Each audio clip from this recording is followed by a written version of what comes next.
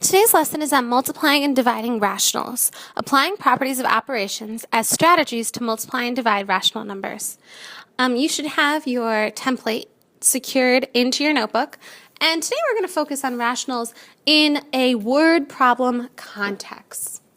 We're going to make sure that we know how to recognize rationals and see rationals when they're not specifically given to us in an equation. So some key words to look for are product and times, which means to multiply, quotient, per, like miles per hour.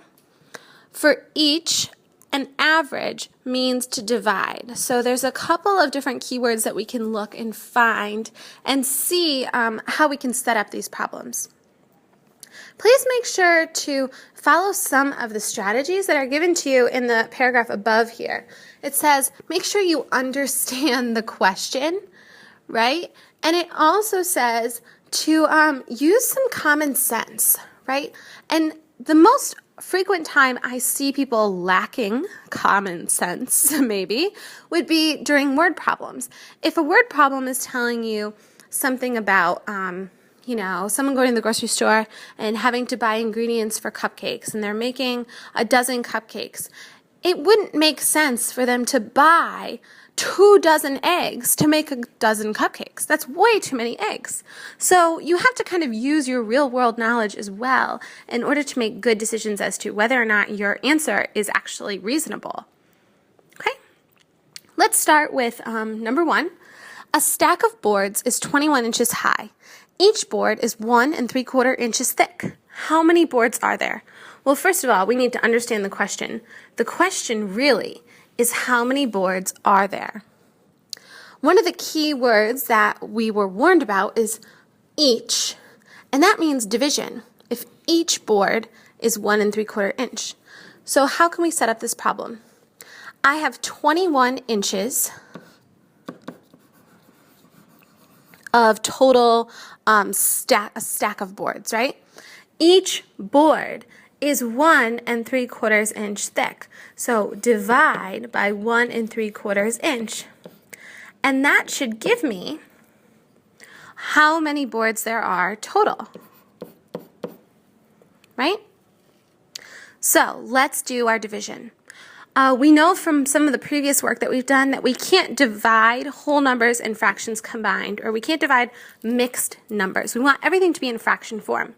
So in order to make 21 wholes a fraction, I'm going to put it over 1, because if I have a whole that only has one part, and I have 21 of those parts, then I have 21 wholes. So that works perfectly fine for me. Divided by, I need to change this mixed number into an irrational fraction. In order to do that, I take the number of parts in my whole multiplied by the number of wholes I already have, and then I add the number of pieces that are already in my numerator that's less than a whole. So I'm going to have 4 plus 3 is 7 pieces in my numerator, 7/4. Now I need to do my division. When I divide fractions, I use the bouncing ball method. I bounce down, and my ball bounces off the floor, and I write my answer up here. 21 times 4 equals 84. That's going to be over, if I start on the ground and I bounce my ball upwards, and then I bounce it back down, 1 times 7 is 7. 84 over 7 seems like it can be simplified, seems like it can be divided out. So if I divide each piece by 7, 7 divided by 7 equals 1, 84 divided by 7 equals 12, and 12 ones is equal to 12 wholes. So how many boards are there? Well, there are 12 boards. Using my common sense and thinking about, okay, if each board is about 1 3/4 inches, maybe 2 inches, right? A little less than 2 inches. If I have 21 inches total, I'm probably going to have somewhere around 10, 11, 12 boards. My answer is 12, so I'm going to assume that it's correct. Number 2 says a satellite makes 4 revolutions of the Earth in one day. How many revolutions would it make in 6.5 days? There's my question. How many revolutions would it make in 6.5 days? This is going to be a multiplication problem because if I know that there are 4 revolutions in one day and I need to find out how many there are in 6.5 days, I'm going to multiply 6.5 by 4. This is a repeated addition problem, right? If I have 4 revolutions, each day I can add another 4 revolutions. To kind of shortcut though, we'll use our multiplication. Again, changing all of our whole numbers or our mixed numbers into irrational numbers. 2 times 6 is 12, plus 1 is 13. And because this is a multiplication problem, I'm going to multiply straight across, numerator times numerator, denominator times denominator. 4 times 13 is going to give me 52, and 1 times 2 is 2. 52 over 2 can be simplified. If I divide both numbers by 2, I'll get 26 over 1, which is equal to 26 wholes. So the answer to my problem is 26 revolutions. A satellite would make 26 revolutions around the sun in 6.5 days. That makes sense because if I had 4 revolutions per day times 6 days, that would be about 24 revolutions. Because it's 6.5 days, I'm going to have a little more than that. So again, I'm using my common sense to check my answers and think about, is this correct? Would this be an appropriate answer? Number 3 says a bolt has 16.5 turns per inch. How many turns would be in 2.5 inches of threads? If you're confused or you're not sure what's really talking about, a bolt is like a heavy-duty screw.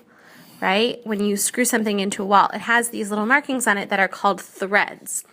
And if it has 16.5 turns per inch, how many turns would be in 2.5 inches of threads? It just wants to know if I have 1 inch, 2 inches, and 1/2 inch there, how many turns would it take to screw that screw all the way in?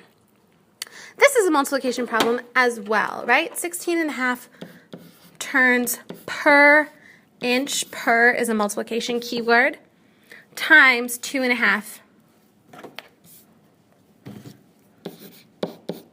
inches. Changing my mixed numbers into irrational fractions, 2 times 6 is 32, plus 1 is 33 halves, times 2 times 2 is 4, plus 1 is 5 halves. Multiplying straight across, 33 times 5 is 165. Over 2 times 2 is 4. I can simplify this problem, or I can write it as a mixed number. It can stay just like this as an irrational fraction. However, it's hard for me to use common sense to figure out if this is an appropriate answer when I have such a drastic irrational fraction. So in order to put it in a mixed number, I'm going to think to myself, how many times would 4 go into 165? I'm going to divide out that problem. Well, 4 goes into 16 4 times. 4 times 4 is 16, and I subtract, bring down my 5. 4 goes into 5 once. So if I have 41 whole numbers, 4 times 41 would give me 164, so I have 1/4 left over. So this helps a little better. How many turns would be in 2.5 inches of threads? 41.25 turns. That's a lot of turns to secure a bolt into a piece of wood or wall or anything like that. Last problem for today, number 4, says if a bookshelf is 28 1/8 inches long, how many 1 7/8 inch thick books will it hold? How many is a division keyword. So this is a division problem. 28 1/8 divided by 1 7/8. Both of these numbers need to be written as irrational fractions. The first, 28 1/8, 28 times 8 would be 224, plus 1 would be 225/8, divided by 8 times 1 is 8, plus 7 is 15/8. Division is the bouncing ball method, so 225 times 8 is actually 1,000. Over 8 times 15 is equal to 120. I'm going to rewrite this as a mixed number so that it's easier for me to interpret. And it's going to equal 8 and 1/3 books. That seems fairly reasonable to me. If a bookshelf is 28 1/8 inches, that's about 2.5 feet to hold 8 books.